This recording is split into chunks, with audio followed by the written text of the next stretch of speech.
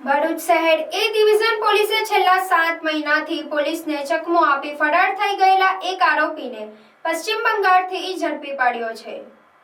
ભરૂચ જિલ્લામાં વિવિધ ગુનાઓમાં ફરાર આરોપીઓને પકડવા માટે વડોદરા વિભાગના પોલીસ મહાનિરીક્ષક સંદીપસિંહ અને ભરૂચ જિલ્લા પોલીસ અધિક્ષક અક્ષય રાજ દ્વારા વિશેષ સૂચનાઓ આપવામાં આવી હતી, જેના અનુસંધાને ભરૂચ વિભાગના નાયબ પોલીસ અધિક્ષક સી.કે. પટેલના માર્ગદર્શન હેઠળ પોલીસે તપાસનો ધમધમાટ શરૂ કર્યો હતો। ભરૂચ શહેર એ ડિવિઝન પોલીસ સ્ટેશનમાં ઇન્સ્પેક્ટર આર.એમ. વસાવાએ નાસ્તા ફરતા આરોપીઓને શોધવા માટે સર્વેલન્સ ટીમને કામે લગાડી હતી। સર્વેલન્સ ટીમે હ્યુમન ઇન્ટેલિજન્સ અને ટેકનિકલ સર્વેલન્સના આધારે તપાસ હાથ ધરી હતી।